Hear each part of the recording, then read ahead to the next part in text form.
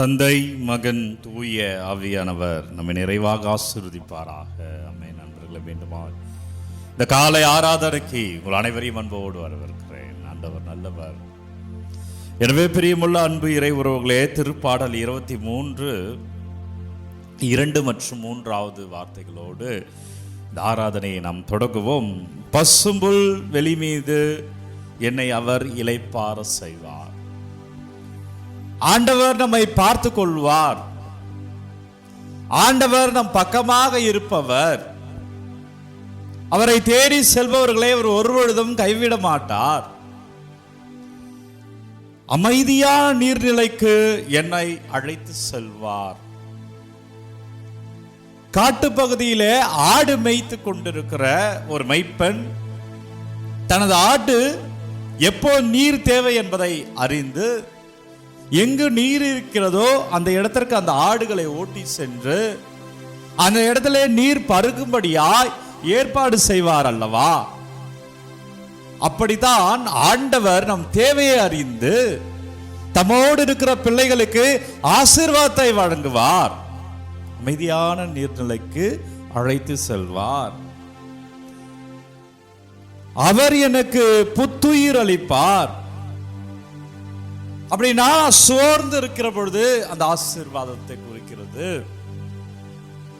தம் பெயருக்கேற்ப என்னை நீதி வழி நடத்திடுவார். அவர் எப்படி நீதியோ, அவர் எப்படி நேர்மையோ, அவர் எப்படி சரியோ, நாம் அவரோடு இருக்கிற பொழுது, இந்த இறைவனை தேடுகிற பொழுது, இந்த இறைவனிடம் துதிக்கிற பொழுது நமது வாழ்க்கையிலும் அந்த நீதி சொந்தமாகும். நமது வாழ்க்கையிலும் அவருடைய உண்மை சொந்தமாகும். நமது வாழ்க்கையிலும் அவர் தருகிற ஆசீர்வாதம் நமக்கு சொந்தமாகும். நன்றி அப்பா, இந்த புதன்கிழமைக்காக நன்றி. ஆண்டவரே, ஆராதிக்கிறோம் அப்பா, மை தொடுகிறோம். ஆண்டவரே நன்றி. ஓ வல்லவரே நன்றி, நல்லவரே நன்றி. இந்த ஆராதனை ஒவ்வொரு பிள்ளைகளையும் ஒப்பு கொடுக்கிறேன். ஆசீர்வதிங்க, வழி நடத்துங்க. பிரியமான அன்பு இறைவர்களே, இன்றைக்கு இந்த ஆராதனையில ஆண்டவரோடு இணைந்து இருக்கிற பொழுது நாம் கனி தருவோம். அதுதான் உங்களுக்கு இறைவார்த்தை சொன்னேன். திருப்பாடல் 23 2 மற்றும் 3 வார்த்தைகள் அவரோடு இருக்கிற பொழுது அவர் அப்படி பாதுகாப்பார் என்று சொல்லுகிறது. ஒரு நல்ல மேய்ப்பன் தன் ஆடுகளை எப்படி பாதுகாப்பாரோ அதுபோல கடவுள் நம்மை பாதுகாப்பார் என்று சொல்லுகிறது திருப்பாடல் 23. இன்றைக்கு நற்செய்தி, இந்த நாளுக்குரிய நற்செய்தி, யோவான் நற்செய்தி 15வது அதிகாரம் 1 to 8 வரை உள்ள இறை வார்த்தைகள் நம்ம ஆண்டவரோடு இணைந்திருக்கிற பொழுது கனி தருவோம். அப்ப இணைந்து இல்லைன்னா கனி தர மாட்டோம். உதாரணத்திற்கு ஒரு மரம் இருக்கிறது என்று வைத்துக் கொள்ளுங்கள். அந்த மரத்திலிருந்து கிளைகள் இருக்கும். எந்தெந்த கிளைகள் எல்லாம் அந்த மரத்தோடு இணைந்திருக்கிறதோ அந்த கிளைகள் இந்த மரத்தினுடைய ஆற்றலை பெற்று அந்த கிளையில் இருந்து பூவுக்கு பிறகு காய் கனியாக மாறும். இப்போது உதாரணத்திற்கு ஒரு மரம் இருக்கிறது, 3 கிளைகள் இருக்கிறது. அல்ல 2 கிளைகள் மரத்தோடு இருக்கிறது, ஒரு கிளை இல்லை, நான் மரத்தோடு இருக்க மாட்டேன், நான் தனியா போயிடுறேன் என்று மரத்திலிருந்து தன் உறவை துண்டித்துக் கொள்கிறது என்று வைத்துக் கொள்வோம். அப்போ இந்த கிளை என்ன ஆகும்? இந்த 2 கிளைகளிலும் மரத்தோடு இணைந்திருக்கிற கிளைகளில காயும் கனிகளும் இருக்கும். ஆனால் மரத்திலிருந்து துண்டிக்கப்பட்ட கிளை காய்ந்து போகும். எனவே அன்பர்களே, ஆண்டவரோடு இல்லாத பொழுது நாம் கனி தர மாட்டோம். கிறிஸ்தவர்களே, நம்ம ஆண்டவரோடு இருந்துடணும். அன்பர்களே, தினந்தோறும் ஜெபிப்பது அவ்வளோ அவசியம். என் ஆராதனை முழுவதுமே அந்த தினந்தோறும் ஜெபத்தை மட்டுமே நான் அழுத்தத்தோடு சொல்லி கொண்டிருக்கிறேன். அதுதான் என் பணியாகவே நான் ஏற்றிருக்கிறேன். நம்ம ஆண்டவரோடு இருத்தல் அப்படி இன்றைக்கு அப்படி உங்களை கனி தரும்படி உங்களை அவர் செய்வார். ஆசீர்வாதங்களை நீங்கள் பெற்றுக்கொள்ளும்படி அவர் செய்வார். என்னோடு இருப்பவர் என்னோட கனியை பெற்றுக்கொள்கிறார். அந்த மரத்தில் இருக்கிற பொழுது அந்த மரத்தினுடைய ஆற்றல் அந்த கிளைக்கு போகும். அந்த கிளை மூலமாக அது பூவாக, காயாய், கனியாய்.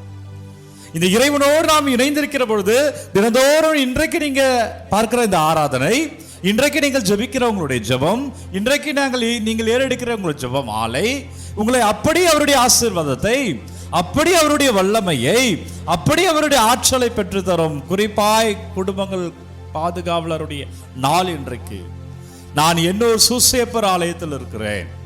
பிரியமுள்ள அன்பு இறை உறவுகளை, இந்த இறைவன் குடும்பத்தோடைய பாதுகாவலர் புனித சூசையப்பராய் நமக்கு தந்திருக்கிற இந்த இறைவன் புனித சூசையப்பர் வழியாய் நம்மை ஆசீர்வதிப்பார். இன்னைக்கு வீட்டுல எல்லாம் ஏகப்பட்ட பிரச்சனைகள், குடும்பங்கள்ல ஏகப்பட்ட சமாதான இன்மைகள், பொருளாதார நெருக்கடிகள், பிள்ளைகளை எப்படி வழிநடத்துவது என்று தெரியாத சூழல், எதிர்காலத்தை குறித்த அச்சம். என் வீட்டை நான் எப்படி எடுத்துட்டு போவேன், என் பிள்ளைக்கு நான் என்ன சொல்லி தருவேன், என் கணவனுக்கோ என் மனைவிக்கோ நான் எப்படி இந்த ஆண்டவரை, இந்த ஆசீர்வாதத்தை நான் தருவேன் என்ற அச்சம் நிலவுகிற இந்த சூழல்ல குடும்பத்துடைய பாதுகாவலர் சூசையப்பர் நாளாக என்று குடும்பத்தை ஒப்பு கொடுங்க. குடும்பத்தை முழுமையா ஒப்பு கொடுங்க. அப்பா நன்றின்னு சொல்லி, ஆண்டவரே உம்மை துதிக்கிறோம், அப்பா நன்றி, இறைவா நன்றி, இந்த வல்லமைக்கு நன்றி அப்பா என்று ஒப்பு கொடுத்து ஜெபிக்கிற பொழுது நாம் வாழ்வோம், நம் ஆசீர்வாதமாய் இருப்போம். எனவே ஆண்டவரோடு இணைந்தால் கனி தருவோம். இல்லை என்றால் மரத்தோடு இணையாத கிளை எப்படி ஒன்றுமில்லாமல் போகுமோ, ஆண்டவரோடு இணையாத பொழுது அவருடைய பலனை நாம் வெளிப்படுத்த முடியாது, அவர் ஆசீர்வாதத்தை நாம் பெற முடியாது. ஜெபத்தில் இருங்க, உங்கள் வீடு அபிஷேகமாயிருக்கும். நன்றி அப்பா. ஆண்டவரே உம்மை துதிக்கிறேன், உம்மை ஆராதிக்கிறேன், உமக்கு நன்றி செலுத்துகிறேன்.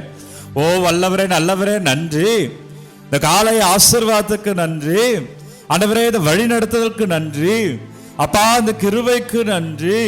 வழி நடத்துங்க அப்பா, ஆசீர்வதிங்க ராஜா. ஆண்டவரே உங்க வல்லமையிலே நாங்கள் வாழ அப்பா, உமது அருளால் நிறைந்திருக்க ஆண்டவரை வழி நடத்துங்க, ஆசீர்வதிங்க. வல்லமையான நற்கருணை ஆண்டவர் உங்களை தொடுவார். விண்ணப்பங்கள், நீங்கள் அனுப்புகிற ஒவ்வொரு விண்ணப்பங்களிலும் வல்லமையான இறை கிருபையை நீங்கள் பெறுவீர்கள். ஆண்டவரே சாமியின் பெயரிலே ஆசீர்வாதமாய் வாழ்வீர்கள். தலைவணங்கி இந்த ஆசீர்வாதத்தை பெற்றுக்கொள்வோம். எல்லாம் வல்ல இறைவன் தந்தை, மகன், தூய ஆவியார் நம்மை நிறைவாக ஆசீர்வதிப்பாராக. இந்த நாளும் இனிய நாளே.